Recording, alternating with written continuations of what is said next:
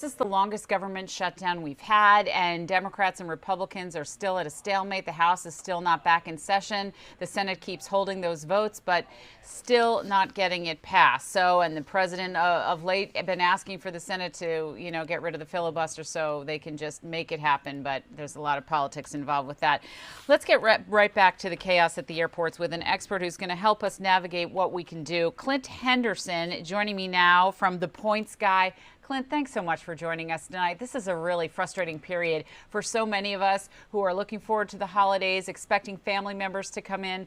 What are you telling travelers to do if they're got to get somewhere, got to get to a wedding? In fact, my brother has to get to a wedding in Washington, D.C. from Phoenix. What should he do?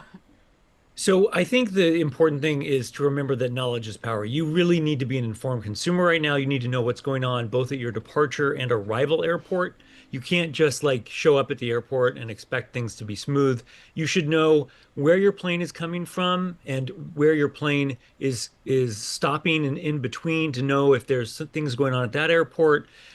You want to, if you're seeing on social media long lines like we saw at Newark and at LaGuardia, with TSA getting through TSA lines or with these air traffic control slowdowns, if you see a rolling delay situation, the good news is airlines are being very flexible with allowing people to rebook themselves. So a lot of waivers are in place right now where you can potentially just give up on a day that's particularly chaotic and reschedule. How do we know which day is going to be most chaotic? I guess maybe Sunday night, right?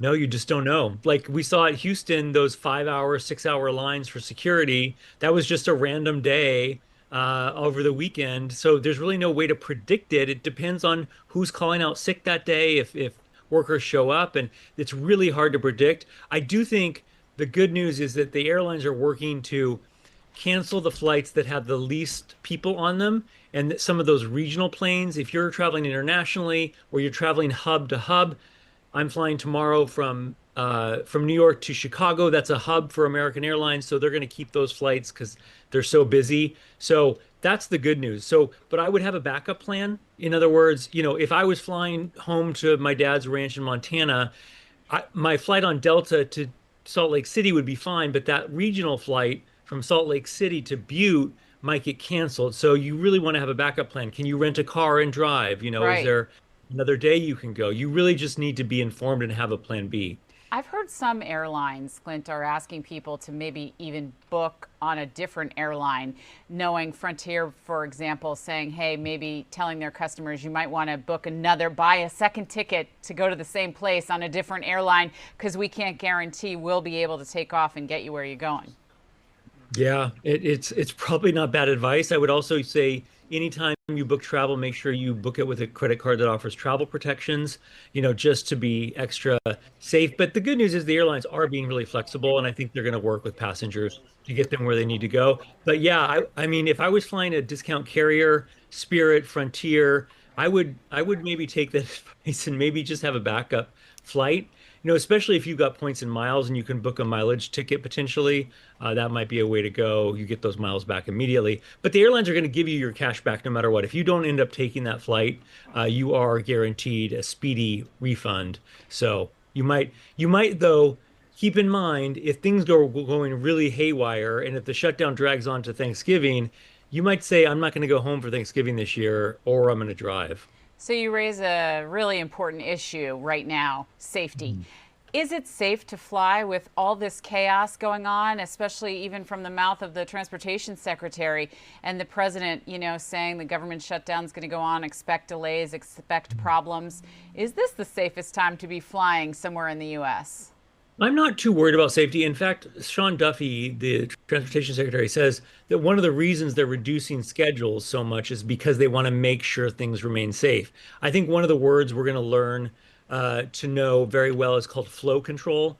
They did flow control on my flight this week from Atlanta to LaGuardia. That means they slow down the rate of arrivals and departures. That's why we're seeing so many delays. And they're doing that to make sure it stays safe. And the air traffic controllers that are in the control towers have enough staff to make those flights safe. So I do think this reduction will help ease some of the pressure on the air traffic controllers. I heard you give an important tip there. Maybe you can clarify it for me. Should we be looking to fly hub to hub on that particular airline, like figure out where Delta flies out of? I want to say Atlanta, and try to fly into another hub of theirs. Is that a more guaranteed we'll get where we need to go? It is. Yeah, it really is. And, Delta in particular has hubs at JFK and Atlanta, Salt Lake City, as I mentioned. Newark is for United Airlines. That's their Fortress hub. American has JFK as its hub. So our local airports are very well served. As long as you're not trying to go to Timbuktu on a small regional jet, I think you're probably going to be okay. But if this thing keeps dragging on, every day it's going to get worse. So if the government shutdown is still going on by Thanksgiving, it's Katie bar the door. We're in real trouble here. Yeah, we certainly are. I just wanted to point out that some of my coworkers were asking me about the government shutdown and how things stood at the airports. And my thoughts to them were that they can't settle this government shutdown on the Wednesday before Thanksgiving and travelers can expect to then get to where they're going.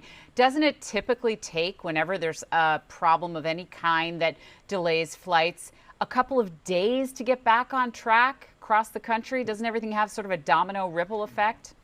Yeah, and if this keeps dragging on, I mean, some of these TSA workers in particular are going to quit. They're going to just stop. They're going to say, I have to go drive for Uber, or I'm going to get a part-time job somewhere else because I'm not getting a paycheck. So the longer this drags on, the more you're going to have people actually just resigning, let alone calling in sick, but they're going to start resigning in mass. And that's when we get in real trouble because then they've got to hire once the government reopens. And not to deviate too deep into the weeds here, but it takes a long time to become an air traffic controller. It's years and years of training and studying and having a mentor and all of that. It's not you just like, oh, I'm certified to, watch the skies and keep us all safe.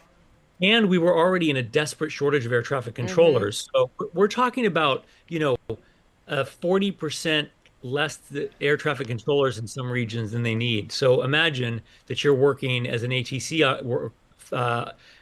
worker, and you're constantly doing overtime. You're under this super stressful situation, and then all the support staff is gone right now too for the ATC workers. So it just is a really stressful situation. The longer it goes on, the worse it's going to get. And can we expect Amtrak, for example, or Greyhound to maybe take advantage of this situation? I mean, do you expect prices to hike in those areas? If you can't fly somewhere, you decide to buy a train ticket instead?